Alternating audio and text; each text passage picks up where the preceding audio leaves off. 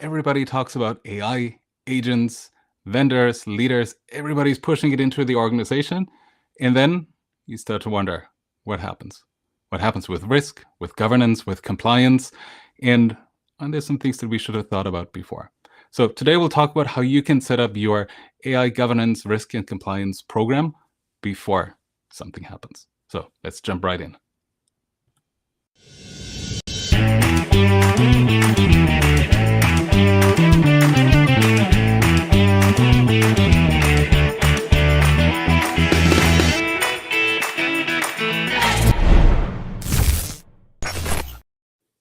All right, welcome back to another episode of What's the Buzz, where leaders share how they have turned hype into outcome. Today, we'll talk about how you can set up your AI governance, risk, and compliance program. And who better to talk about it than someone who does that for a living? Walter Haydock. Hey, Walter, thank you so much for joining. Andreas, thank you for having me. Fantastic. Walter, why don't you tell our audience a little bit about yourself, who you are, and what you do? So I'm Walter Haydock. I'm the founder of StackAware, and we help AI-powered healthcare and B2B software companies measure and manage cybersecurity, compliance, and privacy risk. And we primarily do that through ISO 42001 implementation and readiness. Okay, fantastic. ISO 42001, for anybody not familiar with that, what's that all about? ISO 42001 is a blueprint for building an AI management system. It's an internationally accepted standard that explains how to develop a set of risk assessments, how to build an AI policy, how to build procedures and develop metrics for tracking AI performance over time. And it also gives you a toolkit of technical controls that you can apply to help you manage your AI risk. That's awesome. So it sounds like the full package that you need around governance to manage all of this. Now, folks, if you're in the audience and you're just joining the stream, drop a comment in the chat where you're joining us from. I'm always curious to see how global our audience is. And if you want to learn how you can turn technology hype into business outcomes, consider picking up a copy of my book called The AI Leadership Handbook, available on Amazon. Now, Walter, in good old fashion on What's the Buzz, should we play a little game to kick things off? What do you say? Let's do it. Okay, wonderful. So this is it. When I hit the buzzer, at least the proverbial buzzer here, the wheels will start spinning and you'll see a sentence. I'd like for you to complete the sentence with the first thing that comes to mind. You only have 60 seconds for your answer to make it a little more interesting. Are you ready for What's the Buzz? Let's do it. Okay, here we go. If AI were a book, what would it be? 60 seconds on the clock. Go. Every book ever written. Ha! That was a short answer. Why every book ever written? Well, if you think about it, generative AI systems are functionally trained, maybe not every book ever written, but on many of the books that have ever been written. They are incorporated into their model weights. They're not necessarily memorized, but they are incorporated into the training process for a lot of commercially available systems out there. I know there was a lawsuit against Anthropic, for example, because of the training that they had done on many publicly available books that were not licensed by Anthropic. And some of these books were purchased, and some of these were actually allegedly downloaded from book pirating sites. So that's why I think that if AI were a book, it would be every book ever written. Yeah. Wonderful. Thank you so much for sharing, and well within time. So I think that's kind of a good segue, because I feel sometimes you might run the risk that even your well-intended AI models, products, agents might do something that you're not aware of, that you didn't quite foresee. So being able to understand and track what happened, why it happened, and better yet, to prevent it in the first place through governance, through understanding your risks is so critical. Like I said at the beginning, I see so many vendors and so many consultancies pushing AI, pushing agents into the market, leaders push it down into the organization. We need to do something with AI. Kind of feels like it's been the same for the last almost 10 years. where is IT security in all of this? Where is AI governance, risk compliance? Are they just at the receiving end in most of the cases? What do you see? The organizations that I work with are generally in the top 10% when it comes to sophistication about AI governance and security, because at a minimum, they understand there is a challenge to be addressed here. In the other 90%, I see a dichotomy in approaches. On the one hand, you see security teams saying things like no AI, AI is banned, which whether or not they say it, it's not Yes. true. It's impossible. And those organizations kind of take a, we're not going to allow this until we've vetted every single tool, Mm-hmm. or we're just not going to allow it ever. On the other hand, I see organizations that take, in American parlance, they take a YOLO approach. You only live once, and are basically letting their teams do any and everything, and they're not applying any sort of controls to it, and that has its own risks. Mm-hmm. Yeah, I can certainly see that. What are some of the top risks that you help companies mitigate? What are some of the obvious things that you see? And then maybe what are some of the non-obvious things that organizations run into time and again? The top 3 risks that companies generally focus on with their governance programs are: 1, data confidentiality; 2, intellectual property ownership; and then 3, reputation management. So on the first one, unintended training of publicly available large language models like ChatGPT, for example, that's a major risk that a lot of companies are worried about. With respect to the second one, I alluded to it already a bit, but intellectual property ownership and also protecting one's own intellectual property from training, from unintended exposure to Mm-hmm. large language models is a major concern. And then the third is reputation management, where companies, especially that are interacting with consumers, that are providing chatbots, things like that, are worried about the potential damage to their reputation that an accidental or even a intentionally generated response could create. I was going to say, especially on the last one, I remember the early stories, buying a Chevy truck for $1, the courier service chatbot that went on a tangent and started complaining and spitting out nonsense. What was it this year? I think it was Taco Bell, right? With the AI assistant at the drive-through, and people being able to order 1,000 cups of water, 1,000 cups of Sprite or something. So yes, right, these things do occur, and they occur time and again, and then you make it into the news, and obviously you'd rather be in the news for a success story than the success being we've delivered 1,000 bottles of water or something. Now, how can organizations then balance that speed of innovation on one hand? Because yes, things are happening. There's a lot of innovation coming into the market. Large organizations with deep pockets and resources are likely better situated to capitalize on it. They've likely also built the muscle over the years, how to work with these new technologies, how to work with AI. On the other hand, like I said, you still need to have security, governance, risk in place, so you don't end up on the wrong side of those news.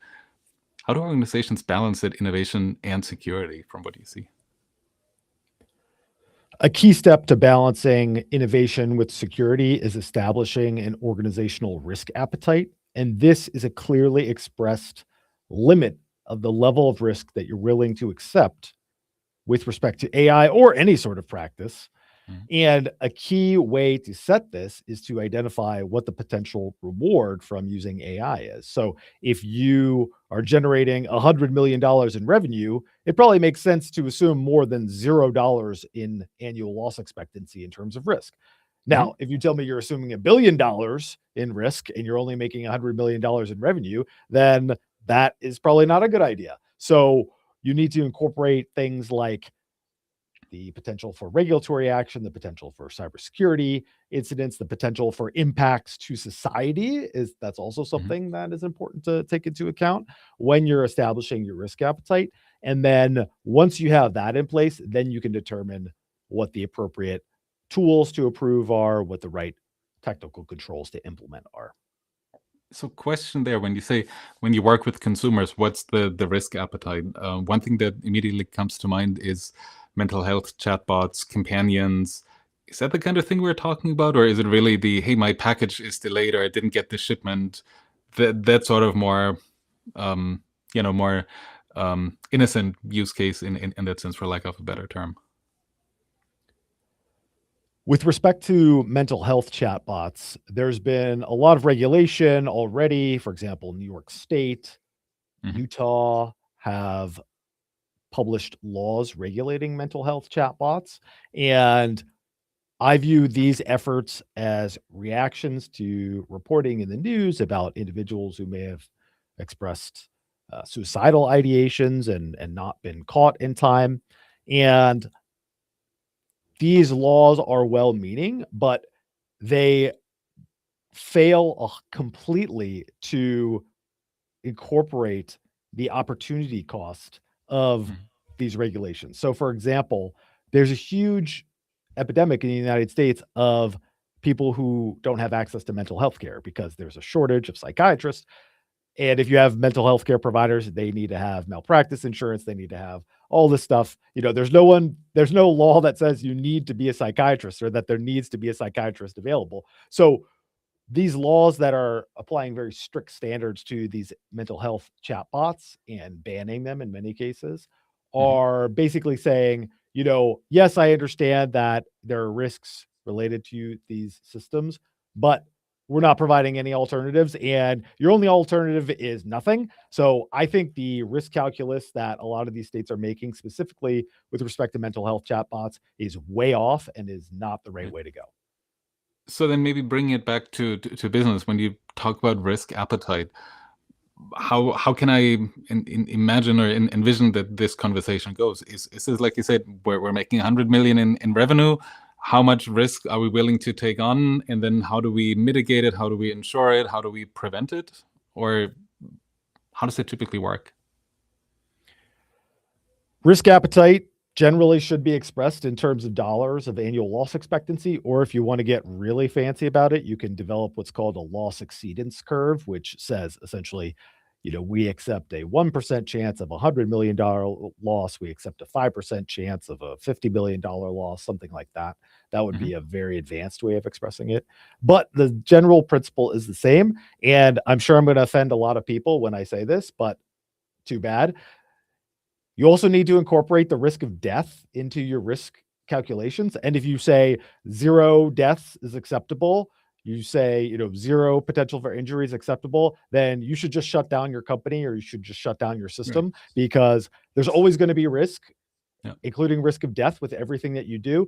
And in the United States, the US government puts a price on human life. It does it with respect to climate change. It does it with respect to traffic fatalities. So that's something that businesses should do. And people who say, that's unacceptable, well, you're just pretending like you don't need to make any trade-offs, and you're wrong. Right. I think that's an important part, right? There are always trade-offs. You need to be aware of what they are, and to your point, how much risk you're willing to accept, and what the return is in exchange for it. Or ideally, if the risk does not materialize, what can you actually gain? On the other side of the pond, I see a lot more risk aversion and a lot more regulation and a lot more what if, before companies even have the chance to start, before startups are even able to be founded or flourish or build a product. So to me, that's kind of the balance too. How much can you mitigate and anticipate risk versus stifling in innovation? What happens on a more regional scale or geographic scale certainly applies to companies too. Now, you talked about risk appetite. You talked about how not to end up on the wrong side of the news, basically, and manage your reputational risk. What are some other aspects of AI governance that leaders need to be aware of? You talked about some of the things when you said ISO 42001 is a complete system to manage your AI program. What else does it entail in a bit more detail? ISO 42001 gives you a high-level framework for conducting AI risk and impact assessments and then determining what to do based on their results. It also has some, I think, often overlooked components. For example, having an internal audit program is really key and an important way to continually improve your organization and your AI management system. So, having a third party review your practices is a great way to make sure that you're optimizing for risk and for performance. And then also developing effective metrics for how you're measuring AI performance is another key piece of effective governance. So understanding, what are your tolerances when it comes to error rates or when it comes to expenditure of tokens. These are all important things that companies should consider when they're building their AI management system. Now, it feels like larger organizations might already have teams doing that, or they might be able to stand up teams or dedicate people towards the topic. What does it look like in medium organizations, large enterprises that are not necessarily the big Fortune 10, 50, 100? How do they do that? A standard like ISO 42001 is flexible in that it incorporates the size and complexity of the organization that is implementing it. That's definitely something to take into consideration. So, a bigger organization would understandably have more refined, more sophisticated metrics, things that it's tracking than a smaller one. So, a startup could have lower granularity risk assessments and it could apply controls in a way that meets the intent, that accepts, mitigates, transfers, or avoids the risk that it has identified in these risk assessments, but it doesn't necessarily need to have the same level of complexity as a Fortune 10 company, as you mentioned. Mm-hmm. Accept, mitigate, transfer, and avoid, right? Those were the four that you just mentioned. Those are the key aspects to focus on when you think about risk, probably in general, but also AI specifically. With respect to risk, including AI risk, there are only four options: accept, mitigate, transfer, avoid. That's the only path you have. You can choose one or a combination thereof. There are no other options, and it doesn't change with AI. That tried and true risk management practices still apply. Awesome. I feel sometimes being constrained to four options is plenty, and it gives you at least a sandbox to play within and know what the boundaries are. Unlike so many other aspects of AI in building AI systems.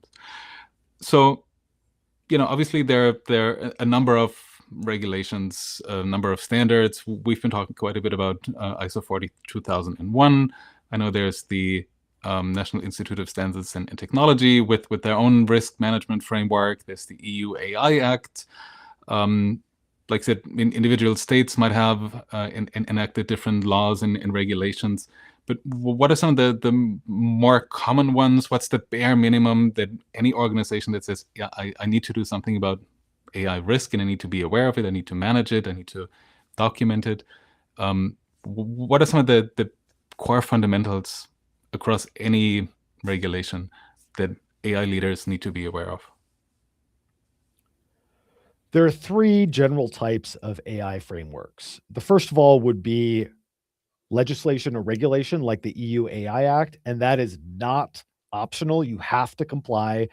And the way you find out that you haven't complied is through an enforcement action and a penalty like a fine. The next level would be a voluntary framework like the NIST AI Risk Management Framework, which doesn't have a method for external certification, but is a series of best practices. Mm-hmm. And then the final tier of AI framework would be a certifiable standard like ISO 42001, where you could have an external auditor come in and confirm that you're meeting its requirements. So it sounds like ISO 42001 is the bare minimum for anyone. And then if you want to do more, there's the risk management framework by NIST, or even the mandatory regulations through the EU AI Act. I would flip that. In fact, I would say the minimum is the EU AI Act or whatever your applicable legislation or regulation is. The next level up would be a voluntary framework like NIST AI RMF. And then the final piece would be external certification like ISO 42001. Love it. Perfect. I'm so glad we're having this conversation. I always learn something new from my guests, and I hope you in the audience are taking some good information here away from our conversation as well. So your vendor whispers in your ear, you need to do AI. I give you some licenses, discounts, and maybe give you services to jumpstart things. You say, yeah, awesome, we need to do AI. My buddy on the golf course said they're doing AI, we need to do it too. So you push it into the organization. Maybe you even realize we actually need to do a little more here, or a lot more, and we need to look at risk and governance and setting up a program or getting some external help certifying that we are working according to standards, according to regulations, and so on. What's really that first step that leaders should take when they do realize we need to do something about managing our AI risk? The first step in building an AI governance policy, the first step in building an AI governance program would be building an AI governance policy, and that explicitly lays out what the organization's risk appetite is. That can be in the form of you are allowed to do these things, you are not allowed to do these things. It could be in the form of we'll run a risk assessment on every tool, and as long as you're below our risk appetite, then it's approved. You could also have some sort of tiering approach where you say these types of use cases are approved, these aren't. Mm-hmm. However you do it, having a clear policy that is actionable, that individual employees can understand is really key, because otherwise people are just going to be making it up as they go along. Like you said, using different tools, vendors, discount services, doing stuff they see on LinkedIn, and not really having a clear picture of the risk involved. I think that's so important in so many organizations where I give workshops on how do you use AI properly and responsibly. Many leaders, many professionals share, I'm actually not sure what kind of data am I allowed to put in there. IT said, don't put confidential data in there. Don't put personal data in there. What is confidential? We have 4 or 5 different classifications of confidentiality. Clear what's public, I can put in there, but how do I know if something is confidential? How do I know if it's strictly confidential? How do I know it's only for senior executives, C-suite board members? And what if I have access to that too because I work on the report? So I see a lot of confusion there. So your point about make it clear, make it actionable, make it easy to understand for pretty much any employee that you expect who will work with that AI system or these AI systems, I think that's so important. Not only do I think you can mitigate and prevent some of the risks of data leakage, IP leakage, but I think on the other hand, you will also be able to increase your AI usage and adoption, because if people know what they can use the systems for and the tools for, they're more confident, they're more willing, more open to using it. Because yeah, sure, that's the kind of data I work with on a daily basis, so I can put it in there. Or conversely, that's the data that I should never put in there, but at least I know what goes in there, what goes not in there.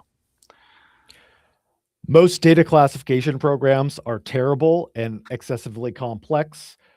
Having anything more than 2 sensitivity levels, public and confidential, is usually wrong and just makes it more difficult for people to actually abide by the guidance the organization gives. Right. I think organizations and IT departments demand a lot from their employees in that regard, on top of everything else, right? So now I need to remember which one of the 4 or 5 levels of classification applies here, really. But anyways, so risk, obviously super important. Not a lot of people like to talk about it. Quite frankly, I see you as one of the few and one of the few vocal ones on LinkedIn, sharing what you see, how you help organizations. Maybe out of all your projects, all the work that you've done so far, what are some of the common things where you say, well, this is where we always start. This is always the topic where maybe we trip over, or something that's unexpected, that you feel would be super relevant to if more people knew that upfront going into a project like that? The biggest challenge that I see from across StackAware's engagements is unrealistic timelines.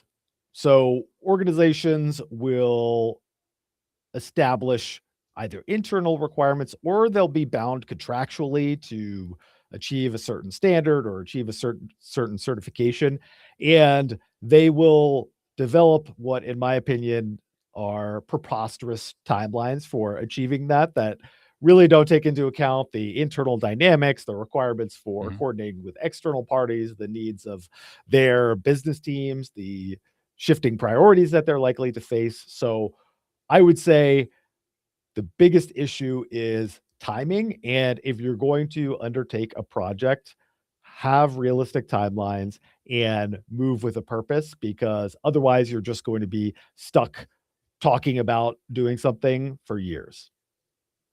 I think that's so critical. The two things that come to mind are every task takes longer than expected or than initially expected. And the second one, every task will take as much time as you give it. But certainly sounds like there's a lot of pressure when organizations, when leaders realize we need to do something about risk. So let's hurry up and let's get this out there. But to your point, right, there's still people in the organization, and especially in larger organizations, I know change processes can take a good amount of time. And, it's a matter of getting people on board and raising awareness. To your point, if there's more than two classifications of data and confidential data, hammering that into people's heads and so on is important. Now, Walter, we're getting close to the end of the show, and I was wondering if you can summarize the key 3 takeaways for our audience today. The key takeaways from today would be: 1, AI is coming and there's no way around it. Every company is going to be an AI company in 5 years. Number 2 would be that if that is the case, which it is, then some level of AI governance and risk management is going to be table stakes. And then 3, a key piece of that risk management is understanding the laws, regulations, and standards that are applicable to you and your use case. Wonderful. Thank you so much. Maybe on the last one, is it just the AI leader or the person wearing the AI hat that needs to know about those regulations, or anybody else that needs to pay attention? My opinion is that every AI system needs to have a cross-functional business owner who is accountable for what that system does, because that is the type of person who understands all the relevant trade-offs and can make the right decisions. AI governance leaders can help in the determination of risks and making recommendations for how to address them, but ultimately it needs to be a business leader who is making the final decision. Wonderful. Awesome. Thank you so much.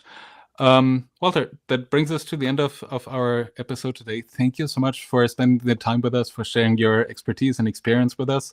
I certainly learned a lot. Like I said, I hope you in the audience did so as well. Thank you very much, Andreas. I appreciate the time. Wonderful. Folks, for you in the audience, thanks so much for joining us, and see you next time for another episode of What's the Buzz. Bye-bye.